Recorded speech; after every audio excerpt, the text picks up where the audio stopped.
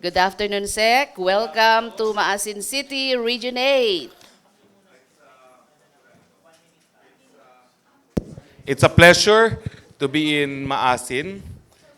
There will be 1 minute before we go on live sa PTB4. Okay. Kasi yung, ano, sir, yung sa mayor, sa Batangas. Ito yung news article, sir, sa RTVM suggested. Paano ba ito mag-on? Ayun. Ayan. So I can do both. Okay. Mga statements lang. Ito, sir, good news. Yung statements po yung Ano opening to? pa lang. Ano to? Ate. Peng. Okay. Sino ate moderator? Yes, Alice. Sige. Alternating Manila and... Yes, sir. I mean, local muna and then Yes, Manila. sir. Okay. Madami palang press corps ang Southern Leyte, ha? Okay. Okay. Okay, ready? So, Tell me when. Pwede na? We shall give... we shall, Magandang umaga. Sige, ikaw na muna. sige, sir. Let us give the Honorable Secretary for his opening statement. Magandang umaga and happy founding anniversary, 58th founding anniversary of the province of Southern Leyte. Welcome to our first ever palace briefing in Maasin, Southern Leyte. I would like to thank Mayor Mercado of Maasin for the hospitality and of course Congressman Oging Mercado, my good friend from Congress, as well as Governor Mercado, no, for the use of the facility. Let me begin with Good News Monday. No? Well, pangalawang taon na po na ating presidente. Tatlo lang naman po pinangako ng ating presidente at nagkakaroon naman po ng katuparan ang mga pangakong yan. Kontra korupsyon, kontra droga, mas komportableng buhay. Siguro po, unahin muna natin yung mas komportableng buhay. Ang Pilipinas po ngayon ang pangalawa lamang sa pinakamabilis na lumalagong ekonomiya sa buong mundo, hindi lang po sa ASEAN. Pagdating po sa manufacturing output, nangunguna po ang mga ginagawa ng ating mga manggagawa sa manufacturing sector sa buong ASEAN. At karamihan po na ating taong bayan ay umaasa na mas mabuting buhay itong darating na taon. At ang mga Pilipino na rin na nagsabi na mas kakaunti na ngayon ang nakakatikim ng matinding pagkagutom. So ang figura tumataas, ang taong bayan nagsasabi mas kakaunti na ang nagugutom at ang tingin ko naman po katuparan yan dun sa mas komportableng buhay. Pagdating po sa kontra-korupsyon, alam po natin ang track record ng presidente. Kung sino pang naging malapit sa kanya nung panahon ng eleksyon, basta meron lang balita ng korupsyon, sibak. Wala na pong ganyang presidente na nakita tayo na nanungkulang sa Malacanang, na walang atubili na nagsisibak, maski na po yung mga malalapit na supporters. No?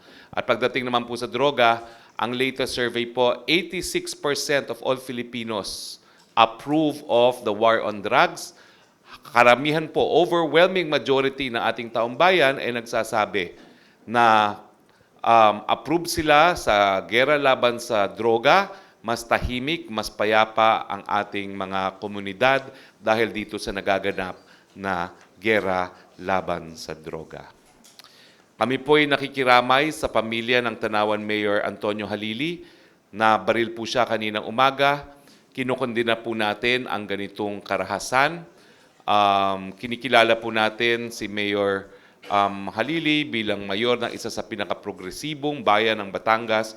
Yan po ang Tanawan. At nangangako po ang palasyo na bibigyan ng katarungan ng kanyang pagkamatay, magkakaroon po ng mabilisang investigasyon at paglilitis doon sa mga tao na responsable sa pagpatay nito. Good news po dito sa Maasin, no? Yung bago pong airport ng Maasin ay natapos na at nainugurahan na po ngayong araw, no? July 2. Sang-ayon po sa Civil Aviation Authority ng Pilipinas, ang new terminal po ay Standard Principal Class 2 Facility. Ibig sabihin po nito, ang ilan sa mga facilities na naroon ay mga gang chair power and water supply. At we expect that the improvements can help address increasing transport demands of the public. At good news naman po para doon sa ating mga kababayan sa Boracay, no? Magandang balita po sa ating mga kapatid na ati sa Boracay. Kasabay ng pagbubukas ng isang bagong Boracay, magkakaroon rin ng isang organic vegetable farm at restaurant ng ating mga kapatid mula sa tribong Ati sa tulong po ng Department of Agriculture. According to the Department of Agriculture, the farm will have a solar-powered greenhouse and tribal vacation cottages, allowing tourists to experience the traditional living of the Ati tribe. The restaurant, meanwhile, will feature indigenous recipes. Our Ati brothers and sisters will soon actively take part in the tourism industry of their ancestral land. Now, finally po, mabuting balita, we welcome the Paying Taxes 2018 report of the PricewaterhouseCoopers and the World Bank Group, indicating an overwhelming improvement in the Philippines' overall paying taxes ranking from 126 to 105 this year out of 190 economies. This reflects the Duterte administration's efforts towards providing fast and efficient tax collection service. Napakalaki po ng tinaas ng ating pangungulekta ng buwis. Sa katunayan, dati po, number 126 lamang tayo sa buong daigdig out of 190, ngayon po 105 na. The report stated that the country's total tax time improved, which was reduced from 193 in 216 to 182 hours. The indicator refers to the total number of hours required to file taxes. So mas mabilis na po ang panahon para magbayad ng mga buwis natin. The total number of tax payments in the country, on the other hand, was reduced from 36 in 2016 to 20. This indicator refers to the frequency with which company has to file and pay different types of taxes and contribution. So ngayon po, I open the floor to questions. Unahin po natin mga tanong ng local media, tapos babasahin po ng ating moderator ang mga tanong galing sa Malacanang Press Corps. And good morning also to the ladies and gentlemen of the Malacanang Press Corps. Sige po. Okay. Good afternoon po, Sec. Yes, ma'am. Okay. Ang ating local question will come from Dindo. Identify further, Dindo. Yes, magandang hapon po. Dindo Alaras from Radyo Pilipinas, Sogod, Southern Leyte po, sir. Yes, Dindo. Kagagaling lang po ng Pangulo sa Tacloban, bumisita doon sa mga pamilya nung nasawi ng mga pulis. It seems hindi naging madali para sa kanila ang pagtanggap sa nangyari. At gusto namin marinig muna sa iyo ng inyong reaksyon, especially na nagpapatuloy ang investigasyon pero may kung ano-ano mga opinyon, lumalabas ng mga komentaryo sa iba't ibang grupo. Inako na po ng Presidente ang pananagutan dyan sa misencounter na yan. Kaya na po inako niya ng Presidente para matigil na yung sisihan sa panig ng hukbong sandatahan at sa panig ng Philippine National Police. Bagamat tuloy pa rin po ang investigasyon dahil ayaw natin na maulit ito. Importante pong magkaroon ng mas malapitang koordinasyon sa hanig ng AFP at ng PNP, lalong-lalo na sa mga combat operations, nang sa ganun po maiwasan na natin itong mga nakakalungkot na pangyayari gaya na nangyari dito sa Leyte. Okay. May kaparehas na tanong yan, Sec, sa Malacanang Press Corps from Rosalie. Inako po ni Pangulong Duterte ang nangyaring misencounter sa Samar. Sabi po ng ilang left-leaning, di raw po sana mangyayari yon kung natuloy po ang resumption ng peace talks. Ano po ang masasabi ng pamahalaan hinggil dito at ano po ang stand ng administration sa localized peace talks po? Hindi po kasalanan ng gobyerno na hindi natuloy ang peace talks. Si Maasin pong umayaw. Tayo po yung mga Pilipino, ang sinasabi ng Presidente, dito tayo mag-usap ng kapayapaan. Binigyan ng garantiya na hindi siya ikukulong. Pinawalan nga yung 6 na matataas na liderato ng CPP-NPA para makasapi sa peace talks. No? At sinabi pa nga na basta itigil lang ng NPA yung pangungulekta ng revolutionary taxes, gobyerno na ang magbibigay ng mga pangangailangan ng CPP-NPA habang nag-uusap ng kapayapaan. Pero talagang mayabang po talaga itong si Maasin. Akala niya siya ang savior ng bansa. mantakin nyo, patatalsikin daw nila si Presidente, hindi raw matatapos ang termino. Joe Masison, gumising ka na, managinip ka na, hindi ka po pwedeng matalsik ng gobyerno habang ikay nasa Europa. Napakatagal mo na dyan, umuwi ka rito, at ikaw ay babuhay dito sa Pilipinas. Ang makikita mo, iba ng kondisyon. Yung mga pinapanaginip mo, hindi na mangyayari. Napakaganda na ng ekonomiya ng bansa. Bagamat meron pa rin kahirapan, napakadami nang nakaahon sa hirap. Palibasa, napakatagal mo dyan nagpapasasa sa ibang lugar, hindi mo na alam kung anong kondisyon dito sa Pilipinas. At yung sinabi niya hindi matatapos ang termino, unang-una, nananaginip nga kasi 60 anyos na nagbabantang patalsikin ng CPP-NPA ang gobyerno, hindi nangyayari.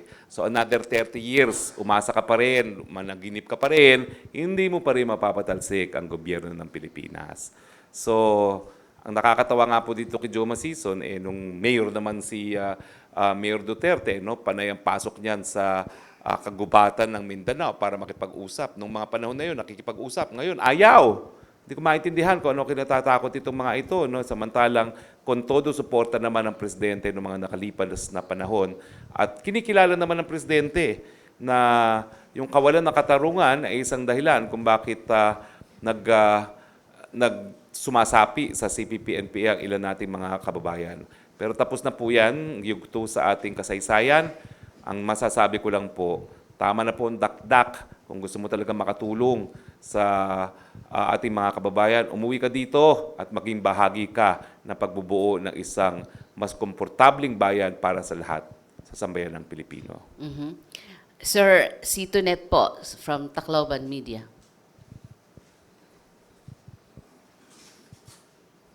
Good afternoon po, Secretary. Yes, Tonet good morning, Martes po Tonet. From Manila Bulletin and Eastern Visayas Mail. Yung tanong ko po, connected dun sa tanong ni Sir kanina.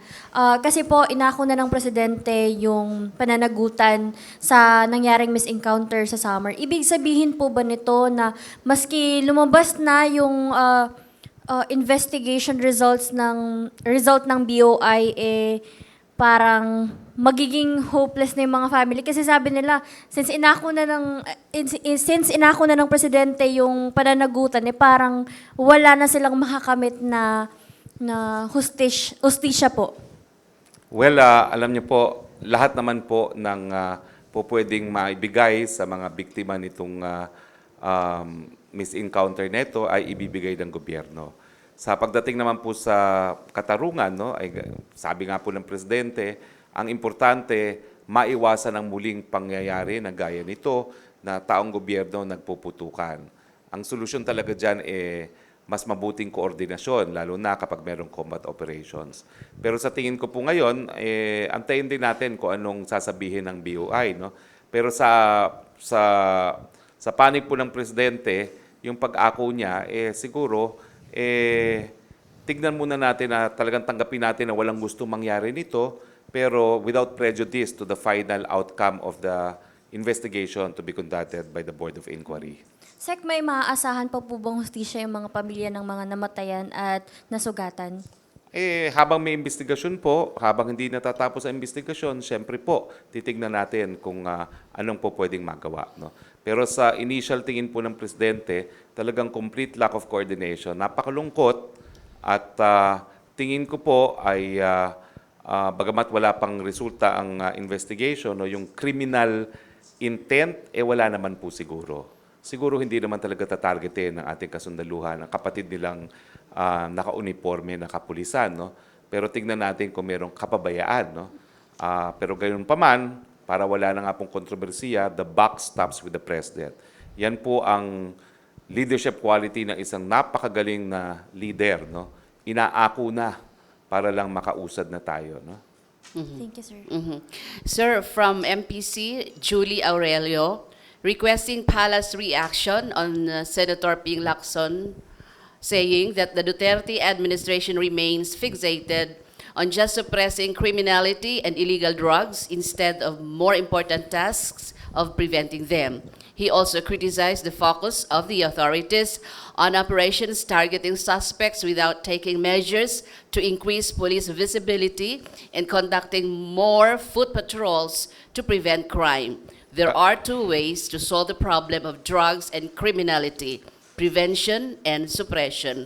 But prevention is more important.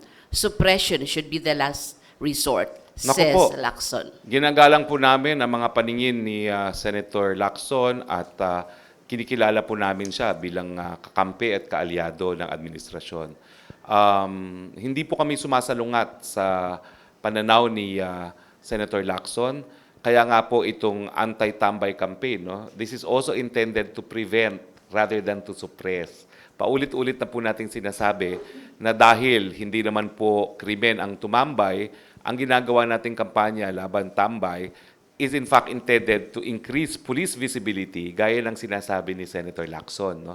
At ang police visibility syempre po is intended to prevent and not just suppress crimes. So sa aking pananaw po, wala pong pagkakaiba sa strategiya na pinapatupad ngayon ng administrasyon ni President Duterte doon sa minumungkahi ni Senator Lacson. Pero ganoon pa man, nagpapasalamat kami dito sa mga mungkahi ni Senator Lacson. Sir, si Johnny Arnaiz po from Maasin. Good afternoon, Secretary. Good afternoon po. Kumusta na po yung planned dialogue ng church at sa government? Kasi patuloy pa rin patutsada ng mga pari sa kagahapon lang, meron daw na doon sa Cubao na the boss president daw si Rodrigo Duterte. Well, alam nyo naman talaga yung patutsada ng simbahan. Nagsimula naman yun nung natalo yung kandidato nila nung eleksyon. Tapatan na. Kristiyano naman tayo, bakit pa tayo magpapaligoy-ligoy? Marami po talaga sa simbahan hindi matanggap na yung kanilang kandidato talunan. So talagang sa kanila, kahit ano pang mangyari, baka marami nga sa kanila hindi nila tatanggapin si Presidente. Kaya nga, hindi malayo na magkaisa yung ilan sa kanila dyan sa CPP-NPA na patalsikin si Presidente Duterte. Pero yan po'y panaginip. Dahil ang Presidente po, unang-una, nanalo po yan na walang daya. Marami nga nagsasabi, baka mas marami pa ang boto, pero wala pong kaduda-duda ang mandato na binigay kay Pangulong Duterte. At nasa Biblia po yan, na kinakailangan respetuhin yung mga pinili ng taong bayan. No? Pangalawa po, ang dialogue naman po ay nagpapatuloy. Noong Biyernes po, ako po at si Yusek Abella and Boy Saicon, nag-attend po kami ng Vatican National Day and Pope's Day celebration. Ako po ay nagkaroon ng one-on-one na diskusyon kay Papal Nuncio.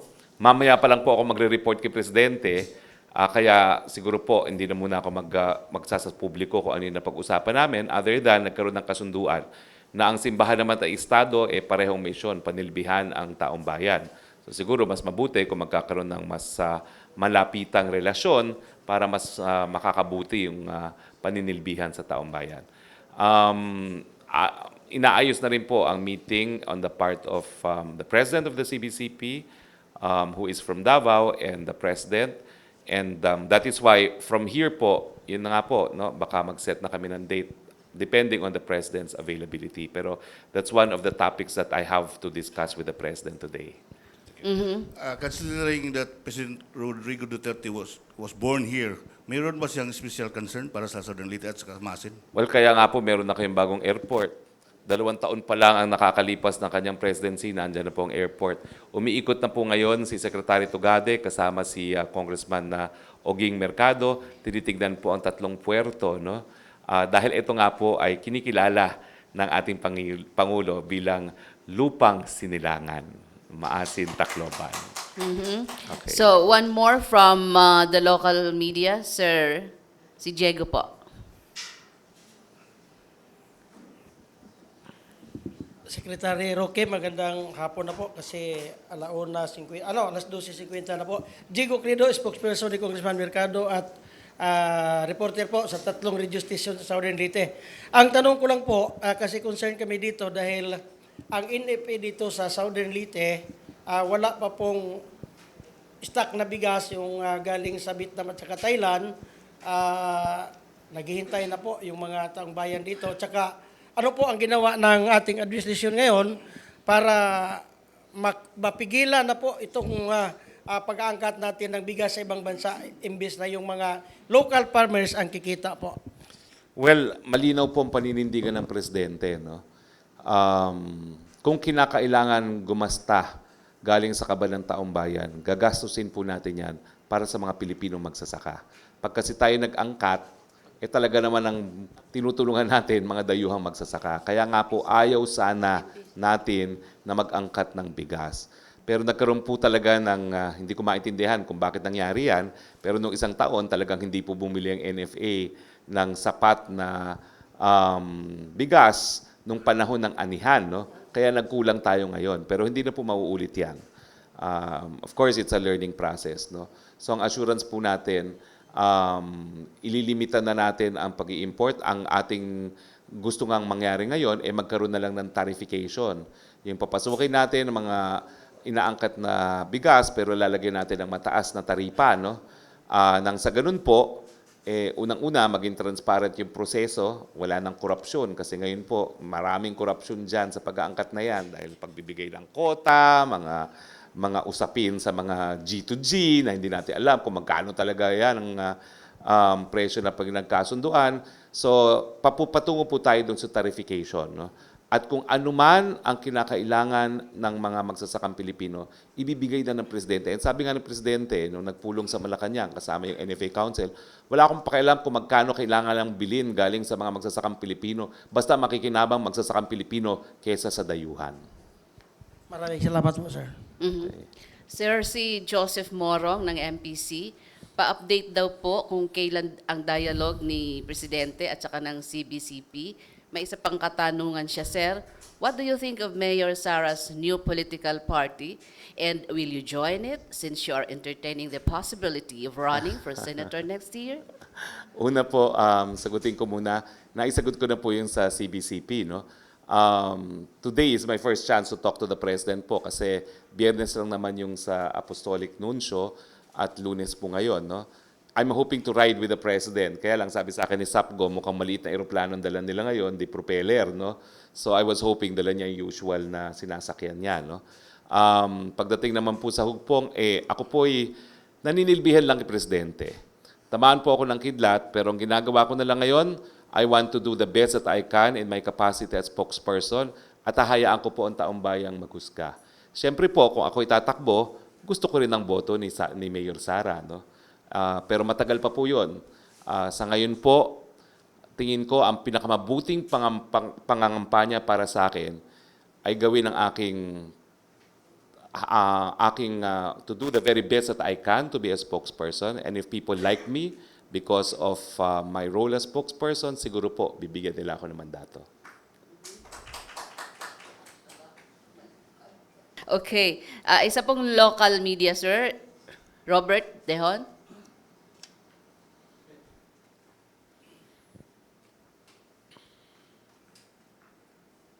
Sir, good noon. Robert Dihon, sir, stringer ng Yes, GMA7. Tanong ko lang, sir, ito bang sunod-sunod na mga patayan ngayon? Kanina si Mayor Halili, tapos yung dalawang pare. Is the government worried about these recent murders? Well, ang obligasyon po ng Estado talaga ay imbestigahan, litisin, parusahan nang maibalik ang takot sa puso at isipan ng mga pumapatay. Unfortunately po, itong kultura ng impunity, nagsimula na po ito matagal na. As early as the time of President GMA, sinabi na po ng UN Special Rapporteur Philip Alston na talagang lumalabag tayo sa obligasyon na pagtaguyod ng karapatang mabuhay dahil kinakailangan linilitis at pinaparusahan. Pero pagdating naman po dito sa administrasyon ni Presidente Duterte, lumabas po ang figura. 25% po ang pagbaba ng homicide at murders. So marami pa po, pero napakalaki na po ng binaba dahil nga po sa kampanya laban sa kriminalidad. Pangalawa po, pagdating sa media killings, nagbumuo na po tayo ng talagang task force, no, para tumutok at siguraduhin na napaparusahan yung mga pumapatay na mga mamamahayag. At pagdating nga po dito naman sa pagpapatay ng mga pare, isa po ito sa kadahilanan kung bakit binuo itong komite para makipagdialogo. At nung kailan lang po, no, bago pa nagkaroon ng composition itong komite nito, nakipagdialogo na rin po si PNP Chief Albayalde sa CBCP at sa Sambahang Katolika kung anong po pwedeng gawin para maprotektahan ang buhay ng ating kaparian. Sir, si Virgil Lopez ng MPC, you had described your meeting with the Papal Nuncio Archbishop Kashay as no holds barred. Did the Papal Nuncio express his sentiments about the President's stupid God remark and other statements against the Catholic Church? We agreed po ni Papal Nuncio that we will talk as candidly as we can, provided we keep matters confidential. At alam niyo, ang pare at abogado, pareho po kami may tinatawag na confidentiality, no? So, whatever was said between the Papal Nuncio and myself, I will share only with the President, and it is up to the President if he wants to divulge it to the public. Another question, sir, from Mr. Lopez.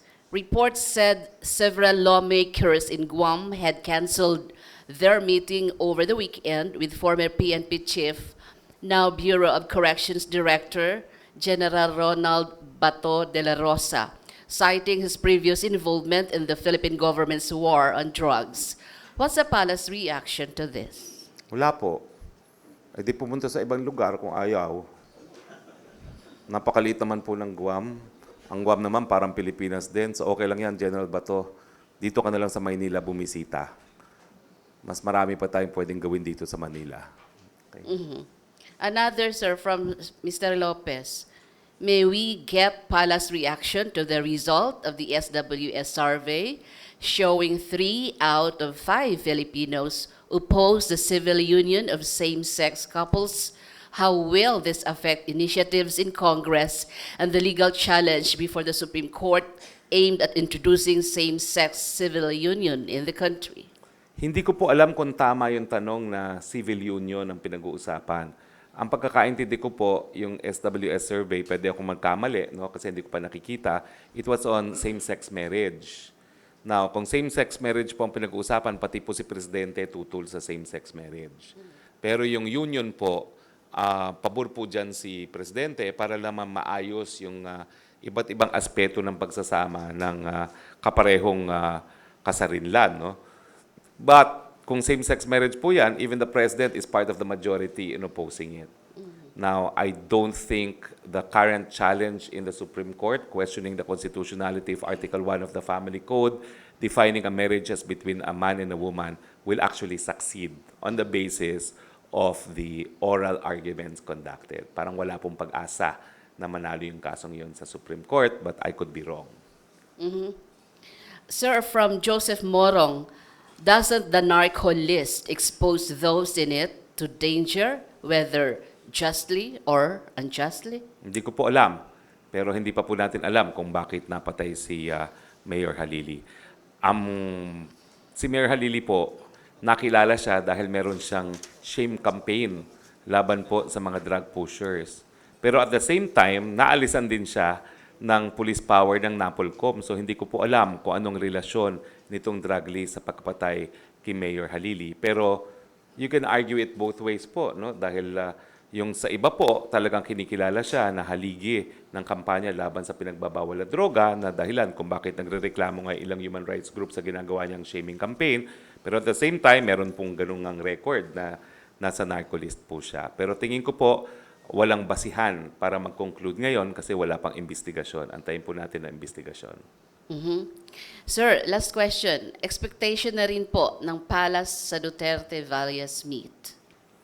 Well, very high po ang ating expectations because there's very good relations between the President of the CBCP and the President of the Republic, both of whom are natives of Davao. So, that ends our questions. Sir, your parting shots. So again po, maraming salamat po sa mainit na pagtanggap dito sa Maasin, Southern Leyte. Happy 58th anniversary, Southern Leyte. At mamaya po makakasama natin ang sinilang sa Maasin, ang ating Presidente Rodrigo Roa Duterte. Mabuhay po kayo, congratulations, and see you tomorrow, Malacanang Press Corps.